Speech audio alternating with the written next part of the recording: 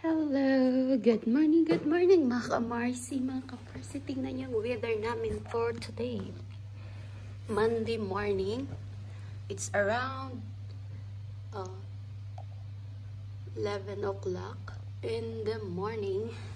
Kanina pa ganito na yung weather. Hindi lang ako makapag kuha ng video kasi andyan ako sa mga premier nag-support. Shoutout sa inyong lahat dyan. Tingnan nyo mga kamarso.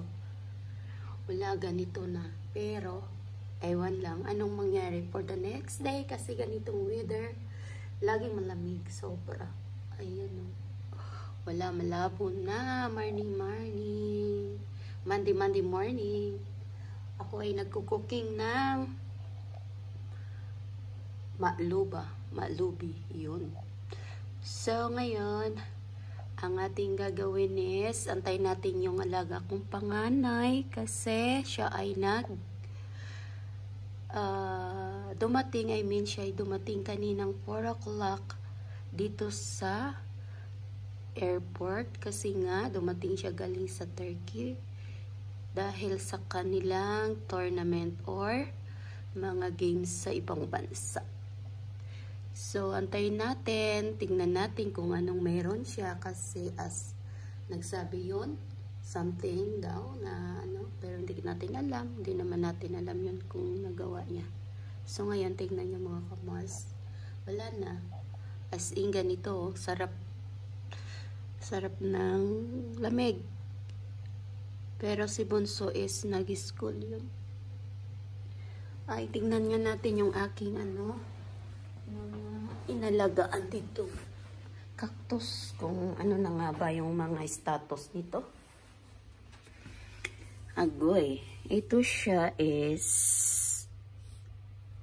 alive pa naman. Ito is dido na, malapit na. Ito din siya. Lagi ko naman silang nadidiligan pero bakit sila namamatay dahil sa lamig?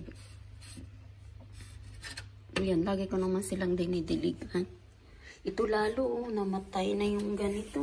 Pero basang-basa naman kanilang paso. Ito talaga mahabang life. Ito, kaya nilayo-layo ko siya kasi kusa ba yan? Sa tingin nyo kusa ba yung nabibiyak? Diba? Hindi. Hindi man biyak, hindi magbiyak yan. So yan, waiting na lang tayo dito na magbulaklak siya. Ay, tingnan nyo naman mga kamarsi. Nasira na yung dito sa taas. Yung parang trapal na napakakapal. Pero hindi kayanin yung araw, init, lamig. Kaya nabubutas. Uy, may bisita tayo Shhh! Uy!